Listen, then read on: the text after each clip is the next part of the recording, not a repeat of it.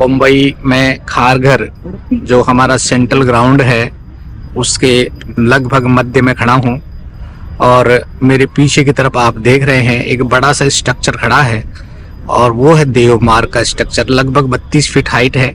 उसके दोनों तरफ लेफ्ट साइड में भी और राइट साइड में भी लगभग 300 फीट हमारा स्ट्रक्चर और लगेगा। राइट साइड में भी 300 फीट स्ट्रक्चर लगेगा और मेरे पीछे है वो ईस्ट है। ईस्ट में हमारा देव मंच बनेगा और उसके पीछे आप देख रहे हैं कि एक रेलवे स्टेशन है मेट्रो का। जो मेट्रो स्टेशन से लग के बाद में जो हमारा मंच बनेगा उसके पीछे हमारा सेंट्रल स्टोर जो यज्ञशाला का वो भी बन रहा है और 100 फीट का मार्ग है जो पीछे की तरफ लेके जाएगा मेट्रो पे।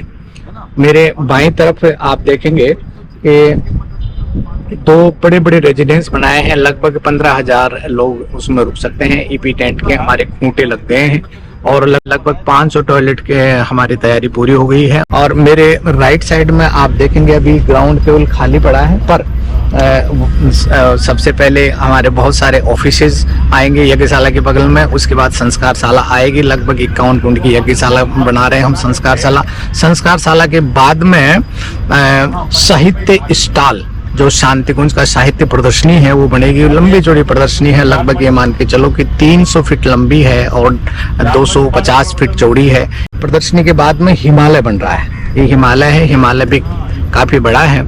लगभग 250 बाई 280 फीट का हिमालय बन रहा है और लगभग 80 फीट हाइट जाएगा। अभी उसका केवल फ्रेम बना हुआ। फ्रेम अभी वो दिख नहीं रहा पर वो लग रहा है। उससे पीछे की तरफ हम और जाएंगे तो हमने 100 फीट का रास्ता दिया है और वहां पर 2 बड़े बड़े भोजनालय का आज ही लाइन हमने चुने की डाली है। कल से उसका स्ट्रक्चर बनना शुरू हो जाएगा और उससे और आगे जाएंगे तो 15,000 लोगों के ठहरने की कैपेसिटी के और ईपी टेंट हमारे पीछे लगेंगे। वहीं के लेट्रिन बाथरूम बनाना ये करना। चारों तरफ से हमने लगभग बाउंड्री से घेर दिया। धीरे धीरे करके इसकी शेप आएगी और हम इस कार्यक्रम के लिए सभी को आमंत्रित करते हैं कि आप आए, कार्यक्रम में भाग लें। भाग नहीं लें, यदि समय हो सके, श्रम कर सकें, पुरुषार्थ कर सकें तो 15 जनवरी तक आप आ जाएं। हम मुंबई अश्विनी जगह के ग्राउंड पे खड़े हैं और हम जहाँ पे अभी फिलहाल खड़े हैं, जहाँ पे आप मुझे देख रहे हैं, ये बहुत बड़ा भोजनालय है। भोजनालय के सामने हमारा चौके बनने जा रहे हैं। 2 भोजनालय, 2 चौके इस तरफ है, बाद में यज्ञशाला है और यज्ञशाला के बाद में भी 2 चौके और 2 भोजनालय बनेंगे। रिहायशी टेंट भी बनेंगे। कई तरह के टेंट इसके अंदर लगेंगे। मूलतः हमारे जो संवैधानिक कार्यकर्ता है जो यहाँ पे काम करने के लिए आएंगे उनके रहने की व्यवस्था करना हमारा प्राथमिक कर्तव्य होता है और बाकी लोगों के लिए फिर अगर संभव हो सका तो करने का प्रयास करेंगे। लेकिन हम लोगों को यही कह रहे हैं, अश्विनी गीगा में सम्मिलित तो हुई है पर अपने रुकने की व्यवस्था मुंबई में इतर कहीं करें तो ज़्यादा बेहतर होगा। उनके भोजन की व्यवस्था, उनके यज्ञ करने की व्यवस्था तो यहाँ पे हो जाएगी, लेकिन रहने की व्यवस्था जैसे कि मुंबई में कहा जाता है बहुत मुश्किल है। प्रयास हम कर रहे हैं क्योंकि ऐसी खुली जगह के अंदर लोगों की रुकने की व्यवस्था करना, पानी की व्यवस्था करना, बिजली की व्यवस्था करना, इमरजेंसीज की व्यवस्था करना, ये सब हम प्रयास तो कर रहे हैं और मैं चाहता हूं कि सब लोगों का अगर सहयोग मिलेगा तो हम इसको पूरी तरह से सफल करेंगे। आप लोगों से सहयोग की बहुत बहुत अपेक्षा है और वो पूर्ति हो रही है और फिर भी हम लोग आपसे अपेक्षा रखते हैं क्योंकि कार्यक्रम बहुत बड़ा है। 1008 कुंडी यज्ञ बहुत दिनों के बाद में होने जा रहा है और इसलिए उसकी तैयारी उसी स्तर पे हम लोग कर रहे हैं। अश्वमेध मुंबई में कार्यकर्ता के रूप में इधर मैंने जिम्मेदारी स्वीकारी है। कब इधर 2000 जैसे संडास बाथरूम बनाने का और पूरा ही ग्राउंड में 150 एकड़ ग्राउंड है तो उसमें पूरा वाटर सप्लाई रेसिडेंशियल का और मेरा वही वर्क है कल लेआउट भी बनाने का, देने का माप भी। तो मैं इधर दीपावली से पहले से इधर ही हूँ और पूरा तन मन से मैं इधर सेवा दे रहा हूँ। 1008 कुंडों की विशाल यज्ञशाला, विद्यारंभ नामकरण से लेके विवाह संस्कार तक सारे संस्कार कराए जाएंगे। पूरे भारतीय संस्कृति, अध्यात्म की, साइंटिफिक स्पिरिचुअलिटी के एग्जीबिशंस होंगे।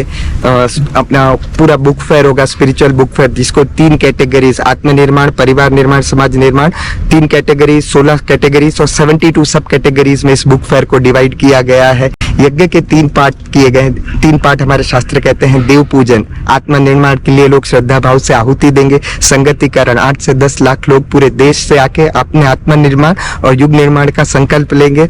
और दान के रूप में हमने ऐसा रखा है 1008 कुंडी यज्ञ है, तो 1008 यूनिट ब्लड डोनेशन होगा, 1008 लोग अंगदान के लिए संकल्पित होंगे और पूर्णाहुति में लोगों के मनोभाव शुद्ध हो जाते हैं, तभी हम व्यसन बुराई का दान कराएंगे। 1008 लोगों को हम व्यसन मुक्ति का संकल्प दिलाएंगे।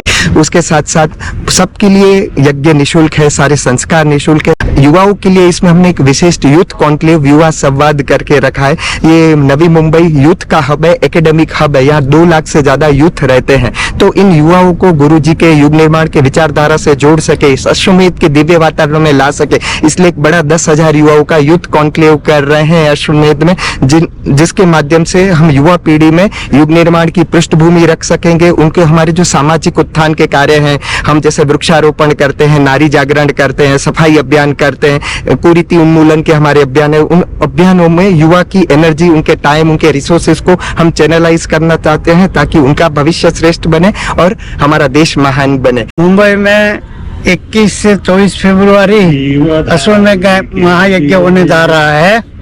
अभी हम खारघर जहाँ अश्वमेध हो रहा है वो ग्राउंड में खड़ा है। हमारी जो रेसिडेंस व्यवस्था है, यज्ञशाला है, पानी की सुविधा है, लाइट की सुविधा है, ड्रेनेज सिस्टम में सारी व्यवस्था का काम पूरा जोर से चालू है। 4 मुख्य रूप से भोजनालय बनाया जा रहा है। इसमें मुख्य रूप से गुजरात का भोजनालय है, राजस्थान का भोजनालय है, महाराष्ट्र का भोजनालय है एवं साउथ इंडियन लोग के लिए भी भोजन की व्यवस्था है।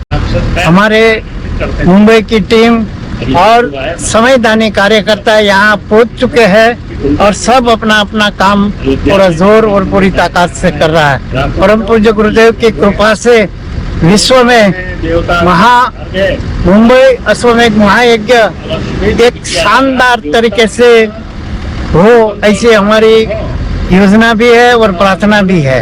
मुंबई गायत्री परिवार महिला मंडल की तरफ से यहाँ पर बहुत जोरों शोरों से अश्वमेध ग्राउंड में काम चल रहा है। पीछे साधना कक्ष आप देख सकते हैं, वहाँ पर पूरे दिन की साधनाएं चल रही हैं और अभी जो भी बाहर से या यहाँ से जो भी हमारे परिजन आ रहे हैं और अपना कार्य संभाल रहे हैं, अलग अलग व्यवस्थाएं देख रहे हैं, उनके लिए भोजनशालाएं हैं। स्टेट के बाहर से भी लोग आकर के यहाँ पे ब्यौरा ले रहे हैं और अपना योगदान दे रहे हैं। हमारे YouTube चैनल शांति कुंज वीडियो गायत्री परिवार को सब्सक्राइब करें एवं बेल आइकन जरूर दबाएं ताकि गायत्री परिवार की विभिन्न गतिविधियों की जानकारी आपको मिलती रहे।